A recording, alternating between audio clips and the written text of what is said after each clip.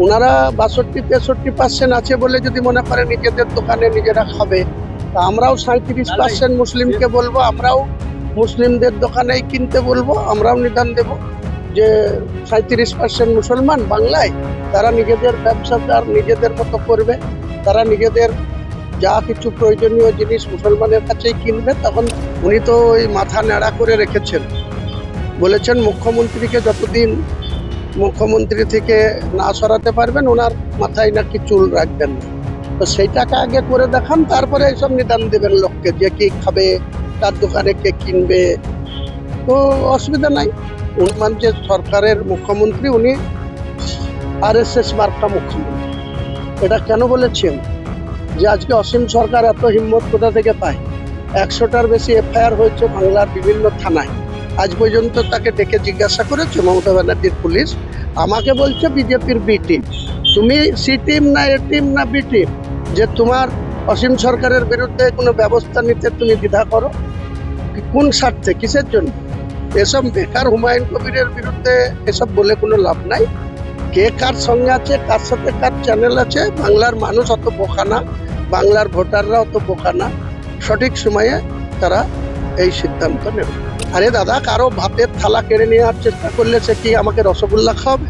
আমার যত বেশি গো ব্যাগ বলবে, এদের ভোটের পার্সেন্টেজ তত বেশি কমবে, এটুকু বলে দেবো। করতে দিন না। আমি বাংলার মানুষকে যতটুকু চিনি জানি, বাংলায় যে গণতন্ত্র প্রতিষ্ঠা বিগত দিনে ছিল, এখনো গণতন্ত্র আছে, কিন্তু সেই গণতন্ত্রের মাধ্যমে বা গণতন্ত্রের মধ্যে শাসক দলের যে অগণতান্ত্রিক পদ্ধতি চালু আছে, সেটা আগামী দিনে অবসান করব আমরা। এনাদের বড় বড় কথা, 250 সিট জিতবে, 3বারে কংগ্রেসের সঙ্গে জোট করে 2011-তে কটা পেয়েছিল, 250 পৌঁছাতে পারেনি। 42 কংগ্রেস আর 182, 250 হয় না। তারপরে একাই লড়েছিল 2016-তে, উনিও প্রেজেন্ট ছিলেন, পিসিও ছিলেন, তাদের কত হয়েছিল? 211 একা। তারপরে 2021-এ 215, দুটো সিট পেন্ডিং ছিল, জঙ্গিপুর আর শামশেরগঞ্জ, দিয়ে 15। কি করে বলছেন উনি, কোন অঙ্কে বলছেন? তাহলে বাকি দলগুলা ওনাদেরকে ওয়াকওভার দিবে না ওনারা মানুষের গণতান্ত্রিক অধিকার খরিদ করবে? সেটা ওনাকে বলবে, এখনই সময় আছে। শেষ প্রশ্ন করি, হুমায়ুন বাবু, উন্নয়নের পাঁচালী যেভাবে বিভিন্ন এলাকায় এলাকায় ঘুরছে এবং বিক্ষোভের মুখোমুখি হচ্ছে, আপনি জেএপি প্রধান, আপনার কি মনে হয় যে এই উন্নয়নের পাঁচালী গান শুনিয়ে মানুষের মন জয় করা সম্ভব? বাংলার মানুষ অত বোকা না। বাংলার মানুষের দৃষ্টি ঘোরানোর জন্য সব উন্নয়নের পাঁচালী, অনেক রকম মিথ্যাচার, অনেক রকম কথাবার্তা শোনাবে। এখন এই মার্চ মাস পর্যন্ত শোনাতে বলুন, শোনাক। তারপরে এপ্রিলে যখন ভোট হবে, মানুষ ঠিক এদেরকে যোগ্য জবাব দেবে। বলছে যে হিন্দুদের দোকান থেকেই খেতে হবে, হিন্দুদের দোকান থেকে মাংস কিনতে হবে, কি বলবেন? উনি বলতেই পারেন, ওনার কোনো কথার জবাব আমি দেব না। ওনার উনি যে সমস্ত কথাবার্তা বলেন, উনি তো ওই মাথা ন্যাড়া করে রেখেছেন, বলেছেন মুখ্যমন্ত্রীকে যতদিন মুখ্যমন্ত্রী থেকে না সরাতে পারবেন ওনার মাথায় নাকি চুল রাখবেন না। তো সেইটাকে আগে করে দেখান, তারপরে এইসব নিদান দেবেন লোককে যে কি খাবে, কার দোকানে কে কিনবে। তো অসুবিধা নাই। ওনারা 62-63% আছে বলে যদি মনে করে নিজেদের দোকানে নিজেরা খাবে, তা আমরাও 37% মুসলিমকে বলবো, আমরাও মুসলিমদের দোকানেই কিনতে বলবো, আমরাও নিদান দেব যে 37% মুসলমান বাংলায়, তারা নিজেদের ব্যবসাদার নিজেদের মতো করবে, তারা নিজেদের যা কিছু প্রয়োজনীয় জিনিস মুসলমানের কাছেই কিনবে। তখন দেখা যাবে। 26-এর নির্বাচনের আগে এই যে একের পর এক বিস্ফোরক মন্তব্য করছে, এতে দেখলাম অসীম সরকার তিনি কোরআন নিয়ে মন্তব্য করছে, প্রশাসনের কোনো ভূমিকা আমরা দেখতে পাচ্ছি। আরে এটাই তো বলেছি আমি, যে বর্তমান যে সরকারের মুখ্যমন্ত্রী, উনি RSS মার্কা মুখ্যমন্ত্রী। এটা কেন বলেছি আমি? যে আজকে অসীম সরকার এত হিম্মত কোথা থেকে পায়। 100টার বেশি এফআইআর হয়েছে বাংলার বিভিন্ন থানায়। আজ পর্যন্ত তাকে ডেকে জিজ্ঞাসা করেছে মমতা ব্যানার্জির পুলিশ? আমাকে বলছে বিজেপির বি টিম। তুমি সি টিম না এ টিম না বি টিম, যে তোমার অসীম সরকারের বিরুদ্ধে কোনো ব্যবস্থা নিতে তুমি দ্বিধা করো? কোন স্বার্থে, কিসের জন্য? এসব বেকার হুমায়ুন কবিরের বিরুদ্ধে এসব বলে কোনো লাভ নাই। কে কার সঙ্গে আছে, কার সাথে কার চ্যানেল আছে, বাংলার মানুষ অত বোকা না, বাংলার ভোটাররা অত বোকা না। সঠিক সময়ে তারা এই সিদ্ধান্ত নেবে। আরে দাদা, কারো ভাতের থালা কেড়ে নেওয়ার চেষ্টা করলে সে কি আমাকে রসগোল্লা খাওয়াবে? আমার যত বেশি গো ব্যাক বলবে এদের ভোটের পার্সেন্টেজ তত বেশি কমবে, এটুকু বলে দিলাম।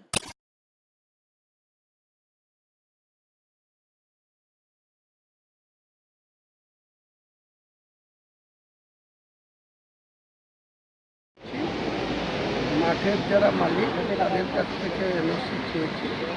ওনারা বলেছেন মৌখিকভাবে যা যা ওনাদের নিয়ম আছে সেই নিয়মে অ্যাপ্লিকেশন দিতে দিয়ে দেওয়া হয়েছে। যেদিন আমরা হাতে পাবো আগে তারপরে পুলিশ প্রশাসনকে কলকাতা পুলিশের কমিশনারকে, তারপরে ডাইরেক্টর জেনারেল অফ পুলিশকে আমরা অফিসিয়ালি জানাবো যে কলকাতায় ঐতিহাসিক ব্রিগেড ময়দানে আমাদের ফার্স্ট ফেব্রুয়ারি ব্রিগেড হবে। তারপরে যদি ডায়াস হতে টাইম লাগবে, ডায়াস যখন হবে তখন যদি কেউ শক্তি প্রদর্শন করে তার জবাব নিশ্চয়ই দেওয়া হবে। তার ক্ষমতা থাকে সে আপনি নেবে। কত মানুষের জমায় 10 লাখ? আমার টার্গেট 10 লাখ। 10 লাখ মানুষ হবে? হবে কি হবে না আপনারা দেখতে পাবেন। আমি তো আগাম কিছু বলবো না, আমার টার্গেটের কথা আমি বলবো। আপনারা যদি এত ইন্টারেস্ট থাকেন, কলকাতার রাস্তা থেকে শুরু করে ব্রিগেড ময়দান লোক রাখবেন, কাউন্ট করবেন, কলার সেটা বলবেন। ওই দিন থেকে হুমায়ুন কবির প্রার্থী তালিকাও তো ওখান থেকে সবটা ঘোষণা করে দেবে না, প্রার্থী তালিকা আমি মমতা ব্যানার্জির শাসক দল যেদিন প্রার্থী তালিকা প্রকাশ করবে তার 24 ঘন্টার মধ্যে আমরা প্রার্থী তালিকা করে রেখেছি। বাকি 284টা আমাদের জোটে কে কে থাকবে সেদিনকে সেটা প্রকাশ পাবে, দেশে কারা কারা থাকবে। এবং বাকি এই 10টা সিটের যেটা আমি ঘোষণা করেছি সেটা থাকছেই। বাকি 284 সিট নিয়ে কেউ কোন দল কোন সিটে মানে জোট করে লড়াই করবে। নিশ্চয়ই যারা আমার জোটের সঙ্গে থাকবে আমিও তাদের সঙ্গে থাকবো, এটা তো প্রকাশ্যই বলেছি। তো যারা আমার জোটের সঙ্গে থাকবে তারা নিশ্চয়ই সেই সমস্ত দলের নেতৃবর্গরা যা আছে থাকবে বিজেপ ময়দানে। জোট কার কার সঙ্গে? মিম, আইএসএফ? আমি এখন কিছু বলবো না, আপনারা দেখতে পাবেন। এটা তো পকেটে ভরে রাখা টাকা না বা সম্মানকারও না যে পকেটে করে ভরে দিয়ে দেবে। আমি তো ওপেন বলেছি, বিজেপিদের ডাক দিয়েছি আমি আমার জনতা উন্নয়ন পার্টির চেয়ারম্যান হিসাবে। সেখানে কত লোক আসবে সেটাও আপনারা দেখতে নিতে পারবেন। আর সেদিনকে ডায়াসে কোন কোন দলের রাজ্য নেতারা থাকবেন সেটাও আপনারা দেখে নিতে পারবেন। ফ্রন্টের সঙ্গে জোট করবেন? বললাম তো আপনাকে, আমি কোনোটাই বলবো না। কার সঙ্গে করবো কার সঙ্গে করবো না, কে আসবে কে আসবে না, আমার কাছে টিএমসিকে হারানোর জন্য আর বিজেপিকে ক্ষমতায় আসতে না দেওয়ার জন্য আমার ওপেন দরজা খোলা আছে। কে আসবে কে আসবে না তারা সিদ্ধান্ত নেওয়ার মালিক তারা। আমি আমার ওপেন দরজাটা 31শে জানুয়ারি পর্যন্ত খুলে দেবো। তাহলে 1 ফেব্রুয়ারিতে সেই দরজা যাদের জন্য থাকবে তারা থাকবে, আর যারা আসবে না তাদের জন্য দরজা বন্ধ হয়ে যাবে। 10 লক্ষ মানুষের ব্রিগেড, কত আসনে জেতার টার্গেট হুমায়ুন কবিরের? আমি তো আগামী দিনে আমি যাদের যাদের জোট সঙ্গী চাইছি তারা যদি আমার সঙ্গে জোটবদ্ধ হয় আমরাই সরকার গড়ব, সেই দাবি আমরা করব। যে আমরা যাতে 148 পার করে 160, 62, 75 মানে মেজরিটি পার করতে পারি, সেটাই আমরা মানুষের কাছে রাখবো। তারপরে মানুষ সিদ্ধান্ত নেবে। কেউ তো 250 দখল করে বসে আছে রয়েছে যতটুকু ভালো, তারা 250 যেদিন কি করে বলছেন বলুন তো, এই 250 বারবার, নাকি এটা কর্মীদের মনোবল চাঙ্গা রাখা? ওটা উনি বলতে পারবেন। ওনার হয়তো সেরকম কোনো আলাদিনের প্রদীপ ওনার হাতে আছে। কৃষির দৌলতে তো প্যারাশুট থেকে নেমে লেখা হয়েছে, এখন মাটিতে দাঁড়িয়ে রাজনীতিটা করে ঠিক বুঝতে হবে। বিজেপি বলছে 196 থেকে 200, ওরা বলছে মানে আপনি যার কথা বললেন তিনি 250 বলছে। তাহলে সিটে ডিলিমিনেশন করতে বলুন, এখনো সময় আছে। ইলেকশন কমিশন তো বলছে 20 থেকে 22 ফেব্রুয়ারি ডিক্লেয়ার করবো। তার আগে এনাদেরকে বলেন, শাসক দলে দুটোই তো আছে, দিল্লিতে বসে আছে বিজেপি, ওনাদের কথা তো ইলেকশন কমিশন চলে, এখানকার রাজ্য নেতারাই বলছে। সর্বভারতীয় নেতা আর দলের সুপ্রিমো বলছেন ইলেকশন কমিশন বিজেপির কথাই চলে। তাহলে ওনারা যখন 200 চায় আর এনারাও যখন 250 চায়, মানে 450 সিট তো 294। ওনাদেরকে বলুন ডিলিমিনেশন করে 1 লাখ করে ইয়ে হলে ভোট কিছু ভোট রাখে বিধানসভা কিছু, তাহলে প্রায় 7 কোটি 7.5 কোটি ভোটারের মধ্যে প্রায় 700 সিট হয়ে যাবে। তাহলে ওনারা 200 নেবে, ওনারা 250 নেবে, বাদ বাকিগুলো আমরা নেব। কমিশন কি সত্যিই বিজেপির কথাতে চলে, আপনি কি মনে করেন বলুন?